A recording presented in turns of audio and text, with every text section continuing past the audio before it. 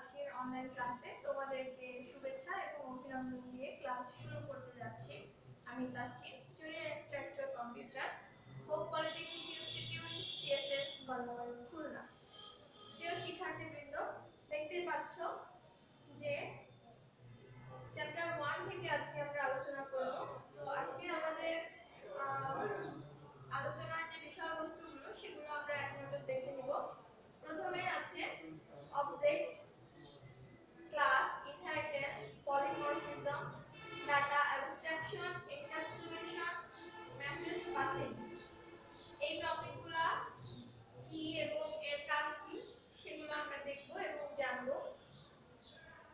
এরপরে যে কোশ্চেনটা আছে সেটা হচ্ছে পিওপি অর্থাৎ প্রসিডিউর ওরিয়েন্টেড প্রোগ্রামিং এবং ওওপি অর্থাৎ অবজেক্ট ওরিয়েন্টেড প্রোগ্রামিং এর পার্থক্য কি সেটা আমরা দেখব। এরপরে আছে অ্যাসেম্বলার, কম্পাইলার এবং ইন্টারপ্রেটার। এই তিনটার পার্থক্যগুলো আমরা দেখব। তো দেখি প্রথম যে প্রশ্নটা আছে, অবজেক্ট বলতে কি বোঝায়? অবজেক্ট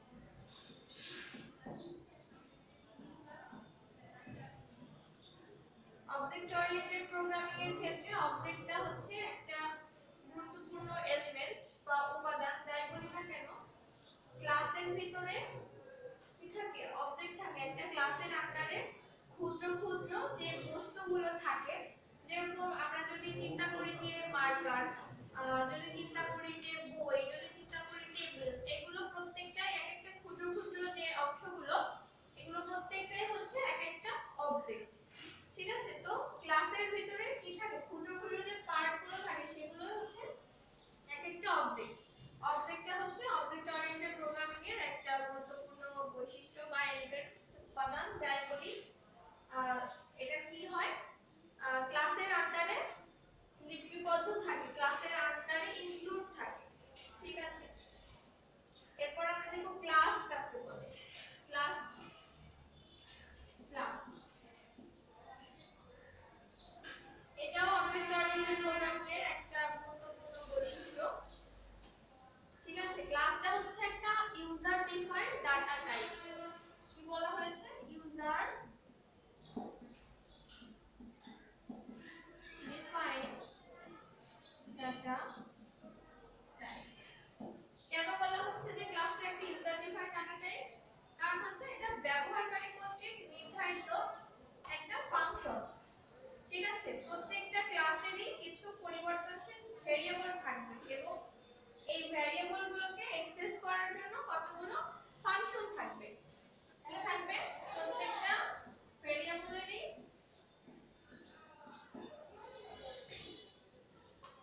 ক্লাসটা হচ্ছে একটা ইউজার ডিফাইন্ড ডাটা টাইপ। প্রত্যেকটা ক্লাসেরই একটা পরিবর্তনশীল ভেরিয়েবল আছে। প্রত্যেকটা ক্লাসের কি আছে? একটি পরিবর্তনশীল ভেরিয়েবল আছে।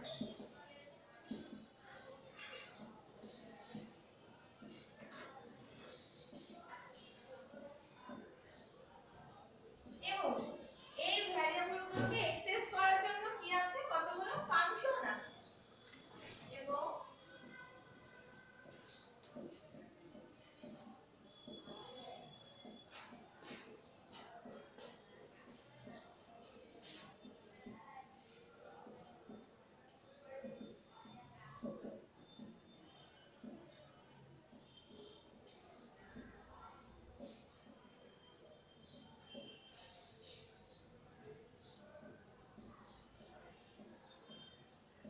কতগুলো ফাংশন থাকে বা ফাংশন আছে। ঠিক আছে? ক্লাসটা হচ্ছে একটা ইউজার ডিফাইন্ড ডাটা টাইপ, অর্থাৎ ব্যবহারকারী কর্তৃক নির্ধারিত একটা ডাটা টাইপ বা ডাটার ধরন। প্রত্যেকটা ক্লাসেরই একটা পরিবর্তনশীল কি আছে? ভেরিয়েবল আছে। আমরা জানি ভেরিয়েবলটা হচ্ছে একটা কন্টেইনার বা জার বা পাত্রের ন্যায়, যাই বলি না কেন ভেরিয়েবলের ভিতরে আমরা কি করি? একটা মেমরি অ্যাড্রেসের পরিবর্তে সেটা ব্যবহার করি, অর্থাৎ ডাটাকে আমরা ওর ভিতরে সংরক্ষণ করতে পারি। এবং ওই ভেরিয়েবলগুলোকে অ্যাক্সেস করার জন্য কতগুলো ফাংশন থাকবে। ঠিক আছে? এরপর আমরা দেখব হচ্ছে ইনহেরিটেন্স বলতে কি বোঝায়। ইনহেরিটেন্সটা হচ্ছে উত্তরাধিকার সূত্র অনুসারে পাওয়া বা উত্তরাধিকার ভিত্তি অনুসারে পাওয়া। অর্থাৎ একটা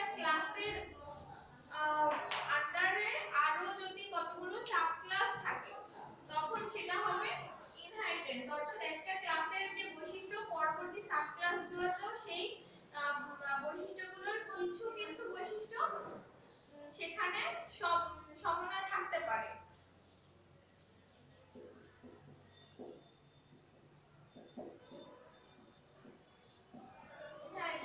উত্তরাধিকার ভিত্তি অনুসারে পাওয়া।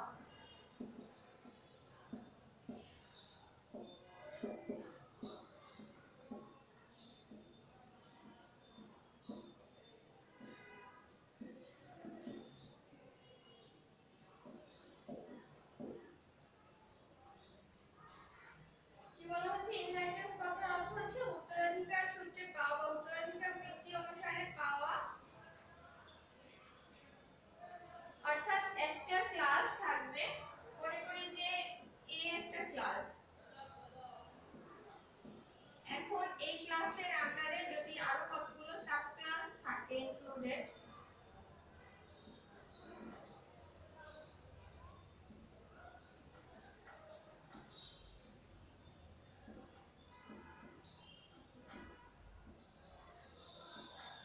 তখন তখন এটাকে কি বলা হবে ইনহেরিটেন্স। অর্থাৎ এই যে ক্লাসটা আছে, এই ক্লাসটা হচ্ছে প্যারেন্ট, অর্থাৎ প্যারেন্টের যে বৈশিষ্ট্যগুলো সেগুলো কিছুটা আমরা লক্ষ্য করছি যে চাইল্ড যে নোটগুলো আছে সেখানেও থাকতে পারে।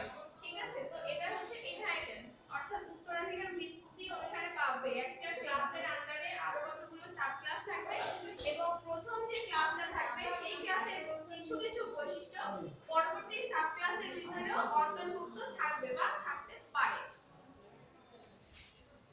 এরপরে আমরা দেখব ডাটা অ্যাবস্ট্রাকশন কাকে বলে।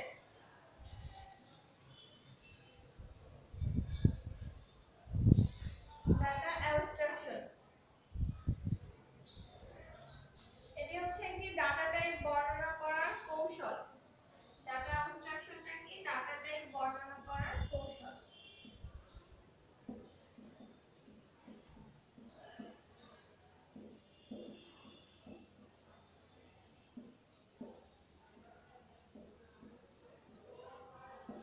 ডাটা টাইপ বর্ণনা কৌশল। এখন আমাদেরকে আগে জানতে হবে যে আসলে ডাটা টাইপটা কি। ডাটা টাইপটা হচ্ছে ডাটার ধরন। ডাটার ধরন কি রকম হতে পারে? ইন্টিজার, অর্থাৎ পূর্ণ সংখ্যা। ফ্লোট মানে দশমিক যুক্ত সংখ্যা। ডাবল এটাও দশমিক যুক্ত সংখ্যা, তবে পার্থক্যটা হচ্ছে ফ্লোট যদি দশমিকের পরে 4 ডিজিট পর্যন্ত কাউন্ট করতে পারে, ডাবল তার দ্বিগুণ পারবে, অর্থাৎ তখন সে কি করবে 8টা ডিজিট কাউন্ট করতে পারবে। এরপর আছে ক্যারেক্টার। ক্যারেক্টার কোনগুলো? এ বি সি ডি বা কতগুলো স্পেশাল ক্যারেক্টার, অ্যাম্পারস্যান্ড, এগুলো। তো ডাটা অ্যাবস্ট্রাকশনটা কি? ডাটা টাইপ বর্ণনা করার একটা কৌশল, অর্থাৎ ডাটাগুলোকে এই যে ডাটার যে টাইপগুলোকে আমরা কিভাবে বর্ণনা করতে পারি সেই কৌশলটা হচ্ছে data abstraction. Message passing. Message পাসিংটা অবজেক্ট ওরিয়েন্টেড প্রোগ্রামিং এর একটা গুরুত্বপূর্ণ বৈশিষ্ট্য, কারণ ভিন্ন ভিন্ন যে অবজেক্ট আছে তারা কি করে একে অন্যকে মেসেজ পাস করে একে অন্যের প্রয়োজনে।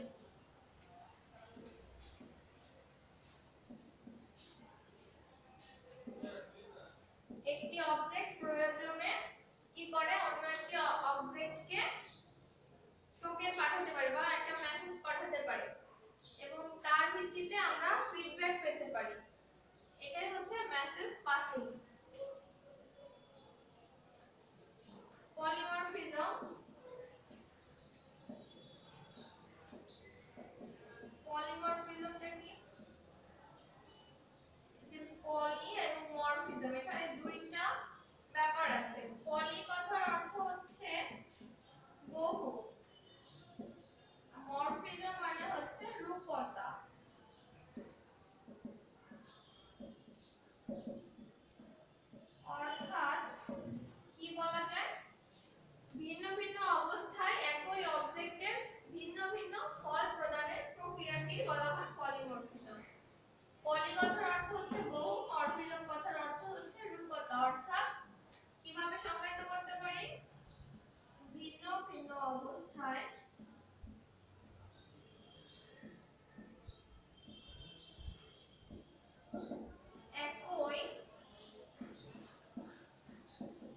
অবজেক্ট এর ভিন্ন ভিন্ন ফল প্রদানের যে প্রক্রিয়া,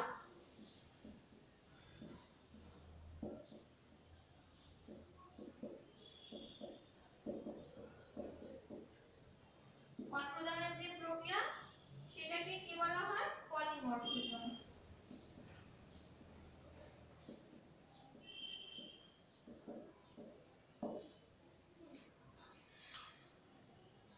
অর্থাৎ ভিন্ন ভিন্ন অবস্থায় একই অবজেক্টের ভিন্ন ভিন্ন ফল প্রদানের যে প্রক্রিয়া সেটাই হচ্ছে polymorphism.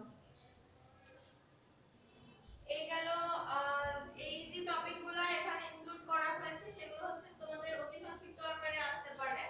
Object class, inheritance, polymorphism, data abstraction, encapsulation এবং মেসেজ পাসিং। এরপরে আমরা দেখব প্রসিডিউর ওরিয়েন্টেড প্রোগ্রামিং এবং অবজেক্ট ওরিয়েন্টেড প্রোগ্রামিং এর পার্থক্য।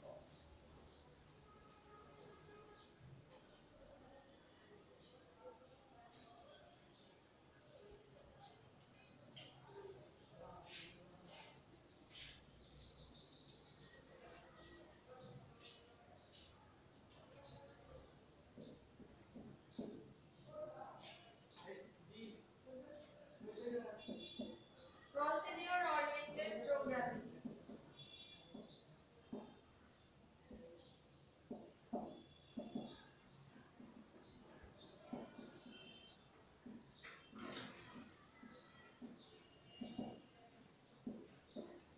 আর থেকে object oriented programming.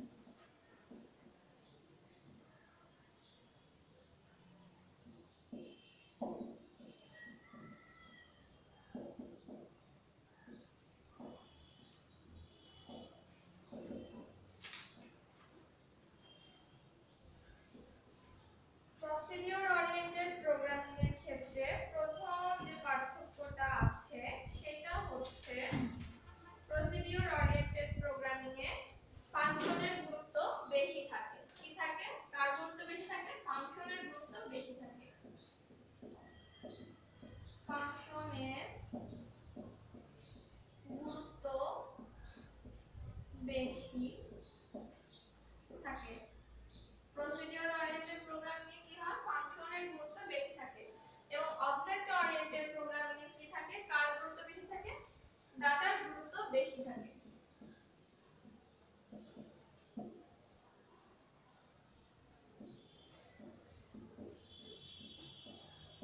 ডাটা এর গুরুত্ব বেশি থাকে।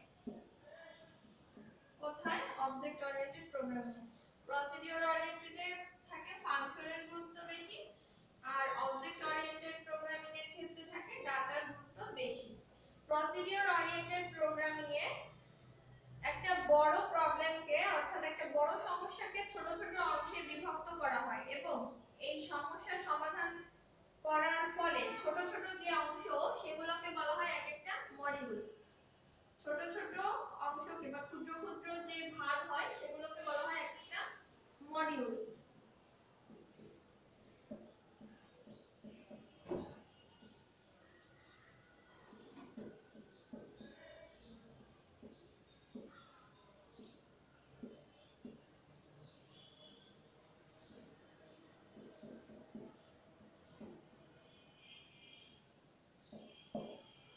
কি বলা হয়েছে? প্রসিডিউর ওরিয়েন্টেড প্রোগ্রামিং এর ক্ষেত্রে একটা বড় সমস্যাকে ক্ষুদ্র ক্ষুদ্র অংশে বিভক্ত করে তারপরে সেটার সমাধান করা হয়। তো এক্ষেত্রে সমস্যা সমাধানের ক্ষেত্রে যখন ওই বড় প্রবলেমটাকে আমরা ক্ষুদ্র ক্ষুদ্র অংশে বিভক্ত করি তখন ওই ক্ষুদ্র ক্ষুদ্র বা ছোট ছোট যে অংশগুলো থাকে সেগুলোকে বলা হয় এক একটা মডিউল। কি বলা হয়? এক একটা মডিউল। আর ঠিক সেম ওয়েতে অবজেক্ট ওরিয়েন্টেড প্রোগ্রামিং এর ক্ষেত্রে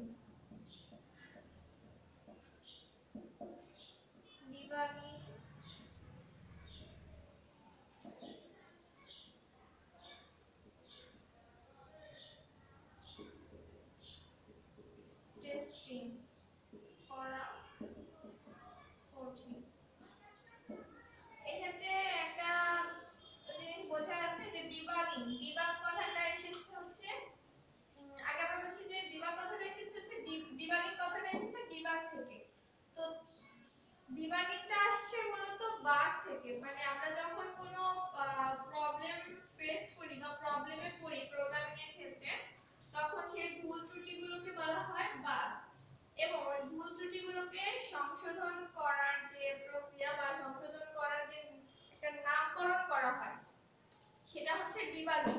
ডিবাগিং এর মাধ্যমে সলিউশন করা হয়, অর্থাৎ ভুল ত্রুটিগুলোকে আমরা বাগ হিসেবে কনসিডার করি, আর ভুল ত্রুটির সংশোধনের ক্ষেত্রে আমরা ডিবাগিং এই কথাটা চিন্তা করতে পারি।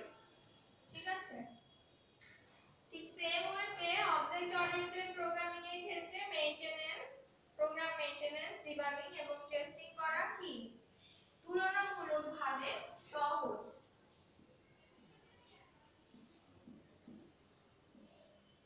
তুলনামূলক সহজ। প্রিয় শিক্ষার্থীবৃন্দ, আমি তোমাদের টপিকগুলো যাতে মাথায় থাকে সেভাবে ইম্পর্টেন্ট যে টপিকগুলো সেগুলোই এখানে বোর্ডে আমি লিখেছি, কিন্তু তোমরা ডিটেইলসটা অবশ্যই লিখবা। ঠিক আছে, তোমরা অবশ্যই ডিটেইলসটা লিখবা। যেরকম 2 নম্বরের ক্ষেত্রে ছোট ছোট অংশগুলোকে এখানে বলেছি যে মডিউল, এর আগেও কিছু কথাবার্তা ছিল, সেগুলো অবশ্যই ইনক্লুড করতে হবে। এত শর্ট লিখলে হবে না, যেহেতু বোঝাচ্ছি, বোঝানোর সুবিধার্থে তোমাদেরকে আমি এইভাবে দেখাচ্ছি। ঠিক আছে, তো এই পাঠ্যক্রমটা খুব ভালোভাবে দেখবা, পরীক্ষা আসার মতো ইম্পর্টেন্ট আছে। এরপরে আমরা দেখব হচ্ছে অ্যাসেম্বলার, কম্পাইলার এবং ইন্টারপ্রেটার এর পার্থক্য।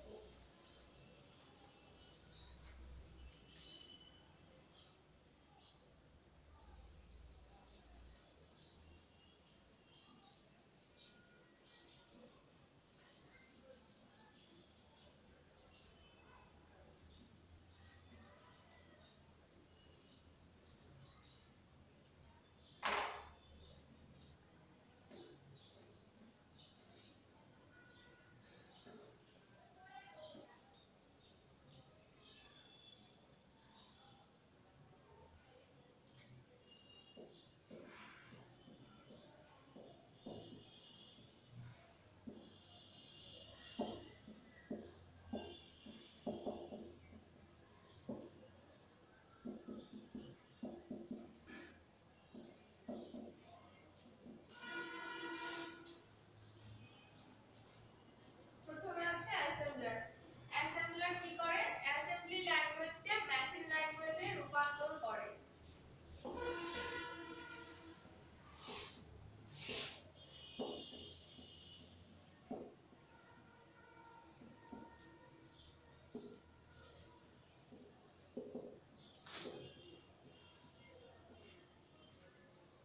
অ্যাসেম্বলার কি করে? অ্যাসেম্বলি ল্যাঙ্গুয়েজকে মেশিন ল্যাঙ্গুয়েজে রূপান্তর করে। আর কম্পাইলার কি করে? কম্পাইলারও হাই লেভেল ল্যাঙ্গুয়েজকে মেশিন ল্যাঙ্গুয়েজে, এবং তারপরে মেশিন ল্যাঙ্গুয়েজকে কম্পাইলার হাই লেভেল ল্যাঙ্গুয়েজকে মেশিন ল্যাঙ্গুয়েজে রূপান্তর করে। হাই লেভেল ল্যাঙ্গুয়েজকে মেশিন ল্যাঙ্গুয়েজে রূপান্তর করে।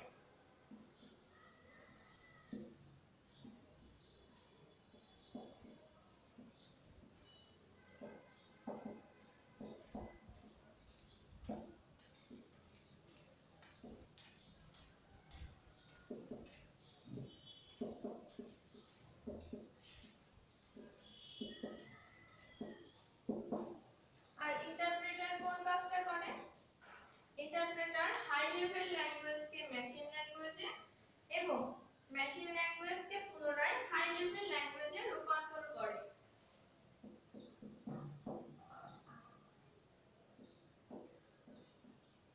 হাই লেভেলকে প্রথমে কি করবে? মেশিন ল্যাঙ্গুয়েজে রূপান্তর করবে, তারপরে মেশিন ল্যাঙ্গুয়েজকে আবার কি করবে? হাই লেভেল ল্যাঙ্গুয়েজে রূপান্তর করবে।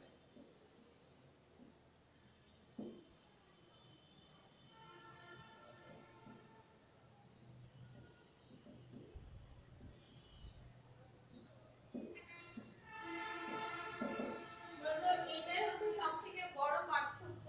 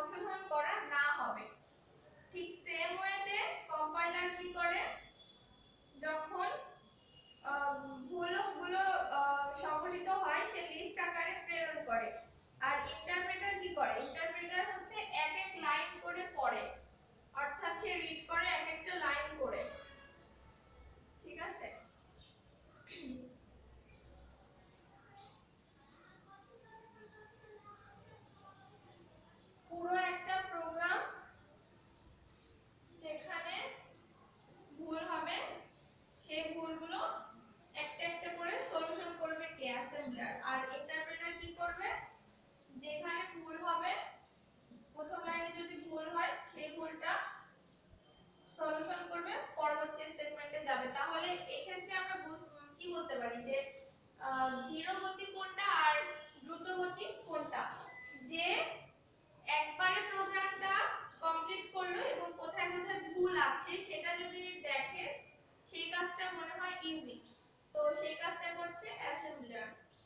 তো আমরা বলতে পারি অ্যাসেম্বলার কি ধীর গতি, তাই না? আর দ্রুত গতি কোনটা? কম্পাইলার। কম্পাইলার কি করে ভুলগুলো লিস্ট আকারে প্রেরণ করে, অর্থাৎ